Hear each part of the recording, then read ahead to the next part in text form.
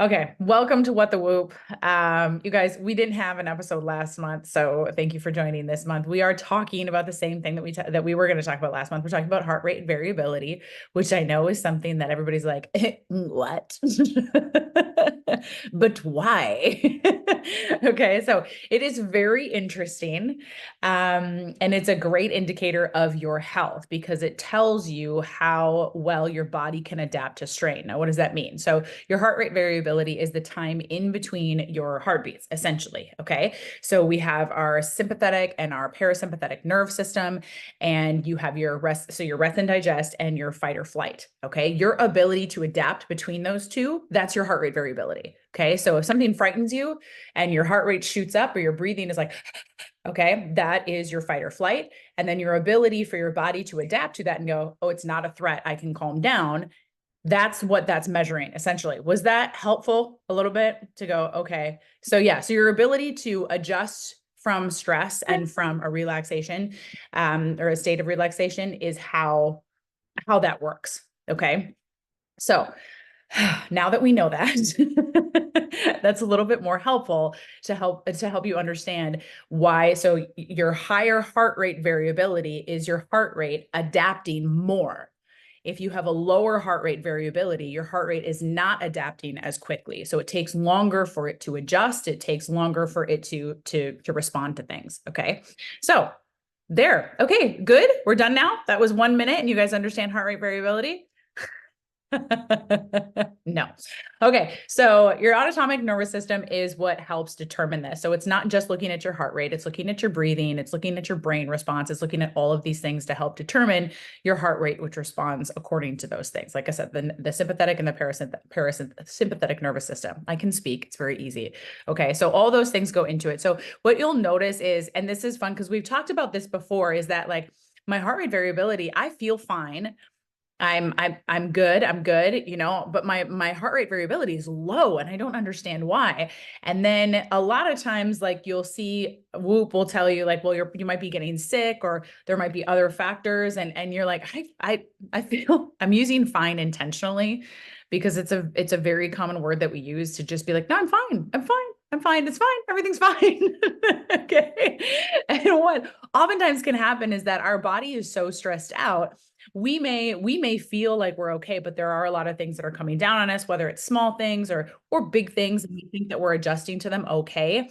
But what can happen is your body's actually constantly just living in this state of stress. Okay. This state of fight or flight. And so you have a low heart rate variability because you're constantly living at a high state of stress. Oh, fun. Right. So you might see that a lot where you feel fine, but all these things are in fact adding up. And we talked before about how you feel fine. Life is what it is, no big deal. And then you have this like release. One night you just lose your mind and you cry and you scream and you like have it out with a friend or a significant other and you just let it all out. And the next day your heart rate variability is like, oh, okay. So that can definitely be one of the things where your heart rate variability is low because you are constantly carrying so much stress. And so your body is just living at that high state of stress. And it's not adapting to coming down to a parasympathetic, a rest and digest state. It's just constantly living at a stressed state. Okay. So that can be one of the things that you see quite often. So I hope that analogy helped at the beginning. Okay, cool. So I feel like that does Nahida missed it. But I mean, I don't even know if I can say it again. I don't even know if I remember what I said, but you can watch the playback. Okay. But in on your Whoop, so let's take a look here because I have a very low heart rate variability today. And again, everybody's heart rate variability is going to be different. Okay. So keep that in mind. And one of the things I thought was interesting is that your heart rate variability as you age is going to decline and your ability to adapt to stress as you age declines. Usually we experience more stress as we age and our ability to adapt to stress as we age decreases. So overall, you're going to see higher resting heart rate and a lower heart rate variability. Okay, because your heart is usually having to work harder as you age. If you guys have questions, feel free to write it in the chat or just go ahead and unmute yourself and we can talk about it because I feel like feel like once we kind of understand what heart rate variability is, it's a little bit easier to go, oh, okay, got it. All right. So here's the screen. Look at 30. 30 is my heart rate variability right now. Not good for me. Not good for me. Okay. Yeah. And it's even telling me, my heart rate monitor is like, listen, or my health monitor is like, you might want to get this looked at. Okay. So not doing well. I had a weekend of high stress. Just going to dismiss it for today. You guys don't need to look at all my behaviors. So yeah, so I had a high stress weekend. So just again, constantly living at a state of stress this weekend kind of put me into a low heart rate variability range. And we're going to look at it you can just see it decline. Isn't that fun? A little more stress every day. Right? So that is going to 32% lower than last week. Oh my goodness, that's sad. Okay, so the other thing I want to look at while we're looking at the heart rate variability is I want to look at the sleep performance too, because a lot of times you might see that your sleep performance will trend similar to your heart rate variability. Now, that is not happening here to me, but if you are dealing with depression or anxiety, you might also see the opposite happen, where if you're dealing with depression and you're sleeping more, your sleep performance could potentially increase while your heart rate variability is decreasing because of that depression and lack of variance in your heart rate. Okay. So that's something to take a look at, is what is my sleep performance doing in relation to my heart rate variability? Is that what's affecting my heart rate variability, or is there something else going on?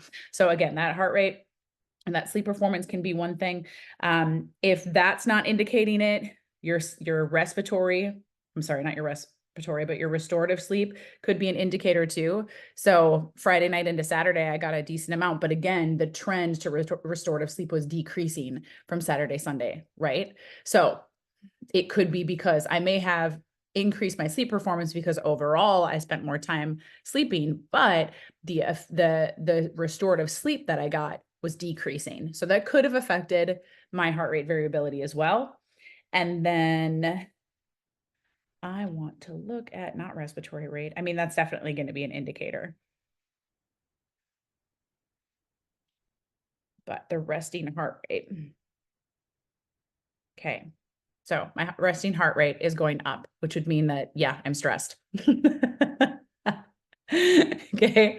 So those indicators are going to be okay. Something is happening in my body that I'm stressed, whether it's emotional or physical.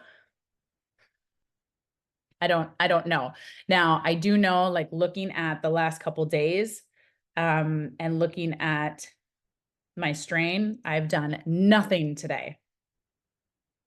Okay. Yesterday I did coach a class, so my activity was low, but I did have some activity. The day before that, I coached a class on Saturday, but it didn't register. I did even less coaching on Saturday than Sunday. Okay. So it's not because I'm overloading my body. If you notice, like each day from Friday, Saturday, and Sunday, my strain is in the optimal range. So I'm not overexerting physically in regards to strain. Okay. So it's not going to be a physical thing that's causing my heart rate variability to decrease. It's probably going to be stress, or maybe there is like my body's fighting an illness, right? So it's going to be something along those lines that's causing the stress on my body, causing my heart rate variability to decrease, causing my resting heart rate to increase. Yeah. Yeah. So the other thing that you can do to try to determine what is causing the issue is look at your journal, right? If there's something that, okay, over the last 3 days, I had wine every night, and one night it would be fine, but when I do it 3 nights in a row, it continues to stress my body. Okay, maybe I shouldn't be doing that. That's just an example, you guys. I'm not like trying to point out anybody. Just saying, okay. If I notice that, okay, I have screen time in bed, the last 3 nights, and it continues, oh, it was more. okay. Or if it's something that you're lacking, oh, I know when I eat cheese, I have a really great recovery and I haven't eaten cheese in 3 days. I don't know. You guys, it's all different. Okay. So the reason I say cheese is just because dairy is typically an inflammatory. So usually it's going to have a negative response on your body that just studies reports wise that's usually what you're going to see, but just because that's the average or the generalization of what happens with dairy doesn't mean that that's what happens with your body when you have dairy. Okay. So that's one of the reasons why the journal is so helpful, is because you get to see specifically how it does affect your body and see the causation, the causality of it, like what is causing this. And I know people, there's reports all over the place that say not to drink caffeine after 2 p.m., 3 p.m. And I'm like, well, I know that if I do drink caffeine, it actually most of the time helps my recovery. So I know what science says, but I also know that there are outliers. Now, I'm not going to drink caffeine at 8 p.m. at night, and I wouldn't recommend other people do it either, because generally the science doesn't support that. But if I do, and my body shows that it doesn't affect me or it positively affects me, now I'm not going to do that every night because that's just not wise. But if I do it every once in a while and it helps my recovery, then maybe I'll give it a try every once in a while if I'm struggling a little bit in my heart rate variability or my recovery. Cool. Yeah. Yeah. All right. Do we have any questions? My my HRV and my RHR work in opposites. So I have a high resting heart rate and a low HRV. And I'm like, what? It should be the other way around. Anyway, Correct. It should be the other way around. I Uh, know that I don't get a lot of sleep, yeah. and that could quite possibly be the problem. But what are some tips outside of getting sleep? Yeah. So there's different things that you can do here, right? So if you look at your resting heart rate, there are things you can do to help decrease your resting heart rate. Positive impact of eating fruits and vegetables on strain. Okay. And Whoop will have suggestions that you can do for that. So if we use the Whoop coach, how can I lower my resting heart rate? There you go.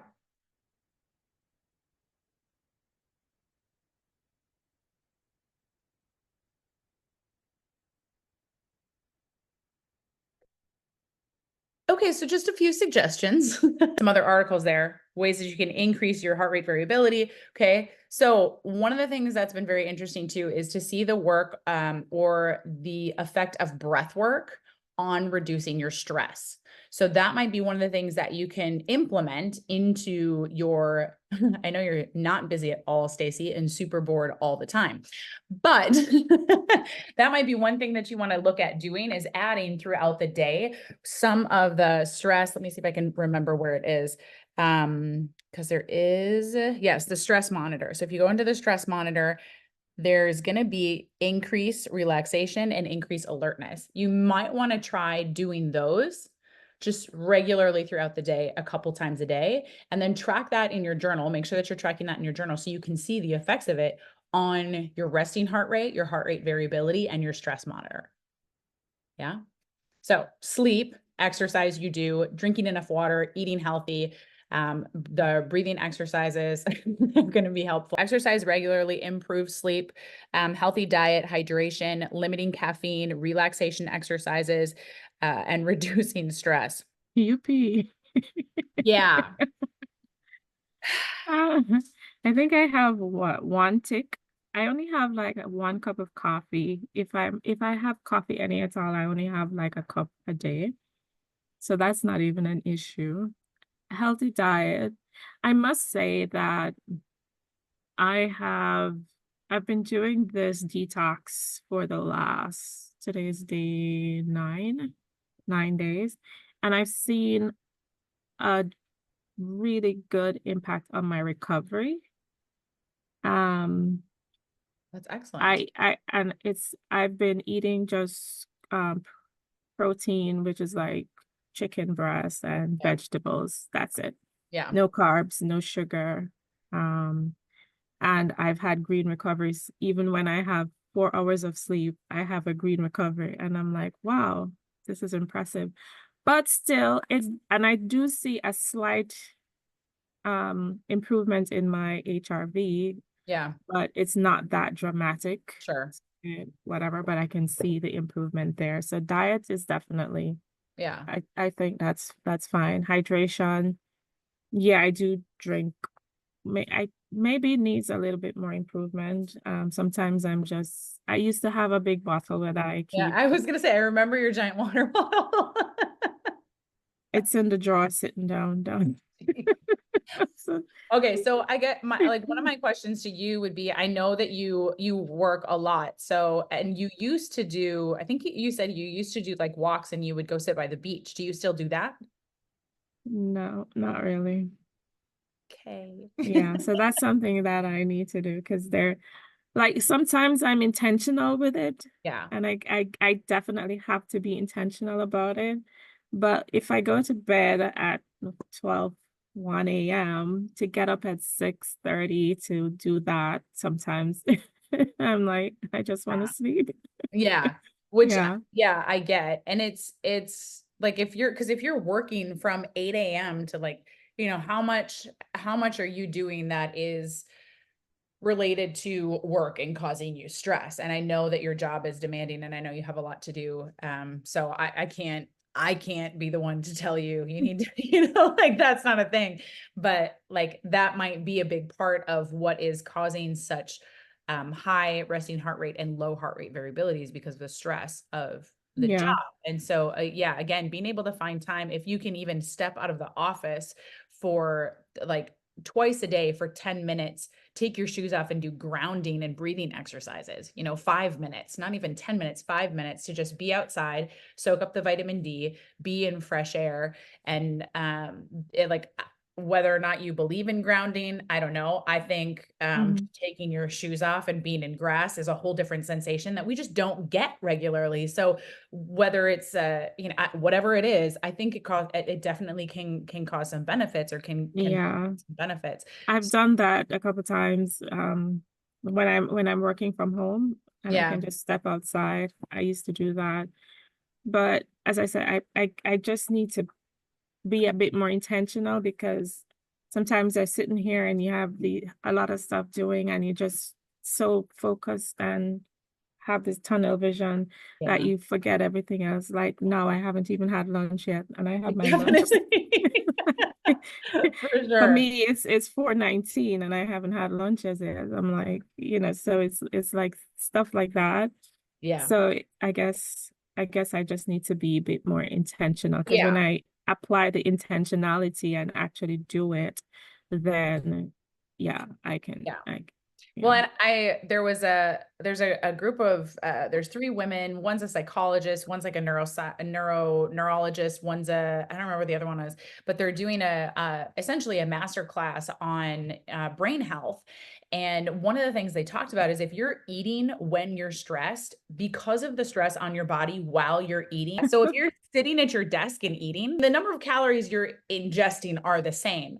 But the Mhm. stress that it's putting on your body and how your body processes it, it's almost like you're eating 104 more calories, which Mm, doesn't sound like a lot. But if you're eating 3 meals a day and 2 or 3 snacks a day, and you're eating stressed every time, you're throwing food mm. in your face while you're driving between whatever and whatever, that's a lot. Yeah, it adds up. Yeah, it adds up throughout the day as the day goes on. So, yeah, we do have to be more intentional. So, I like my challenge to you would be like, okay, you've identified how you can be more intentional, but what are those steps that you can take to not completely overhaul your life, but those little baby steps where you're like, okay, this is how I'm going to be intentional. I'm going to set the reminder on my phone and I'm going to like who do I need somebody to keep me accountable to it? How many times do I need to set that reminder on my phone? If I start with 5, is that going to be too overwhelming for me? Probably. If I Mhm. start with 1, is that going to be okay? And then like how much time am I going to spend doing this for that one time a day or those 2 times a day to make sure that I'm giving myself the best shot of keeping and maintaining my health for longevity. Yeah. So I do I put notifications in my calendar for class with Natty and stretching with Nicole. So at least I know it pops up and I'm like, oh yes, I have a 2 hour reminder. If I haven't registered, I need to register. And then I have a half an hour reminder that, okay, you need to get ready for class. It's time. Oh, love that. And I try to do that for like most stuff, but sometimes is like my calendar gets so bombarded with reminders. So Yeah, I'm like, oh my gosh, this is so overwhelming. much. Yeah. Yeah. It's like, oh, it's like you're at work working, you're worrying about that, and then you have your life and you have to manage and structure your life itself. I have to have a completely different calendar for that and reminders and everything. And then it's almost a catch 22, right? I'm trying to Yeah. create space so that I can reduce my stress, but creating that space to reduce my stress is creating stress. Creating stress. Mm-hmm. Yeah. Thank you, Stacey. Thank you for sharing and asking great questions. And yeah, I look forward to hearing how this changes in the next month. She's like, me too. Stacey, I would recommend that you ask in your Whoop as well, because your Whoop is going to look at your data, not my data, and it'll give you suggestions based on that. Sometimes, even if my recovery is good, my HRV is low. Is it within your range still, though? Sometimes it's below, but it doesn't mention it's low. For him, it's okay. So I stopped looking at the HRV, to be honest. Well, and you guys, that's kind of the catch with all of this is this data is supposed to help, not cause more stress, right? So if it's causing It's more the stress, first thing I see in yeah. the morning. But this is, I don't know if you guys saw it, but Whoop did a post on Instagram that was like, if somebody you know is just starting to use Whoop, what would you recommend for them? Like, what's the advice that you would give them? And some of them were like, don't even look at it right away in the morning. Because it shouldn't, like, you should be learning how to listen to your body based off of what your body is telling you, not based off of what Whoop is telling you. Now, hopefully they're in agreement, but we have all had those days where we wake up and we feel wonderful, and then we're at like a 13% recovery and we're like, what the heck? And we've had those days where we wake up and we feel horrible and they're like 98%, go get them. And you're like, what? I can barely move, right? So we've all had those days. That's not, not to say that you should still listen to your body. I'm never going to let Whoop determine for me what I'm going to do. I will take it into consideration and under advisement. And there may be times where it's like I feel what Whoop is telling me. And so I'm like, yeah, I'm definitely going to be coaching more today and moving less. Or there are days where Whoop is like, you should just sit down. And I'm gonna be like, no. No. And there are going to be days where Whoop is going to be like, you need to go for it. And I'm going to like, yeah, let's go for it. And days where it's going to say, you need to go for it. I'm like, I'm not feeling that today. So, it's something to take under advisement. It's something to consider, but it's not necessarily something that you should be living by, like, the word, right? Like, this is not the law. This is not how, you are going to live your life. It's going to be something that you take into consideration. And the more accurate you are in your journal entries, then theoretically, the more accurate your response, the more accurate your data is going to be. So there are going to be things that you're like, okay, I know that, I think we've talked about this before. If I eat after 8 p.m., I know that it's going to affect me negatively. And it continues to show me that, because there are days where I eat after 8 p.m. and Whoop is like, listen, why did you do that? And I don't always put as you guys saw, I completely ignored entering my data, my journal data, because I'm like, I'm going to do it later. I haven't, I looked at my recovery this morning, and I was like, well, that's unfortunate, but I didn't change anything about my day today because of my recovery. And my recovery isn't going to change based on the information that I put into my journal. So right now, my recovery is 20%. And if I go in and put in that I ate after 8 p.m., it's not going to be like, oh yeah, I thought so, we need to decrease her recovery. Like, that's not how it works, right? I know that it doesn't have that information yet, but hey, that's probably going to be part of why my my heart rate variability is not doing well, or my resting heart rate is high, is because it was still processing food when I went to bed last night. So, and it does depend on when I go to bed, you know? So if I go to bed at 9:30, 10 o'clock, it's still close enough to when I ate that my body is still processing that. If I don't go to bed until midnight, it's been 4 hours since I ate, my body's fine, you know? So it's one of those things where it's like, it has to be more than 2 hours. So information like that is, again, I'm going to consider that when I'm looking at things. But if I haven't eaten all day, which sometimes happens, you know, if I haven't eaten all day and it's after 8:30 at night, and I know that it's going to be a negative effect on my recovery the next day, but I haven't eaten all day, I'm still going to eat because I need to eat. And I would rather eat and have a bad recovery than not eat and probably have a bad recovery. Like, right? So it's, yeah, again, it's one of those things where you look at the data and you consider the data, but I'm not going to live according to the data because I need to know my body and I need to make that decision ultimately for me and what is best for me. And Whoop knows my body, but I know my body better. Mic drop. So again, hopefully Whoop is helping me learn my body a little bit better, giving me information, but it can't feel what I feel. It can only give me information based off of the information I give it. So yeah. Any other questions, comments?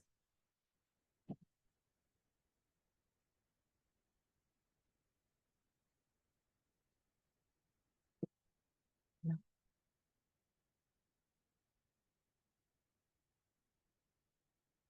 Cool.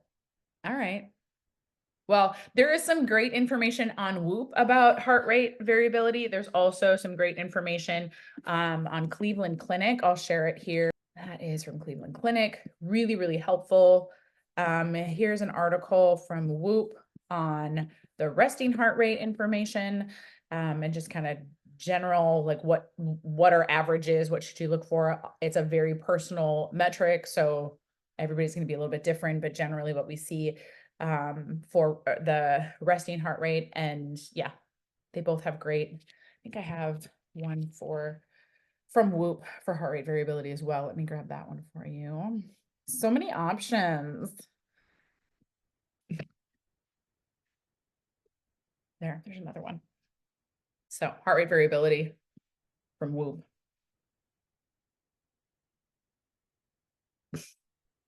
Some great links. You're welcome. All right. Well, if you guys have any questions, you are more than welcome to shoot me a message. I'll do my best to answer them. But I hope I broke down heart rate variability a little bit better for you guys to understand why it should be high and what it means and what it's tracking, and how it is affected and how it affects things. Yeah, I hope that was helpful. I think we're going to look at, let's see, what are we looking at next? We'll look at sleep performance next. Okay. All right. You guys, thank you so much. Have a wonderful, wonderful rest of your day. Again, if you have any questions, please feel free to reach out and I'm happy to help. Welcome to Whoop.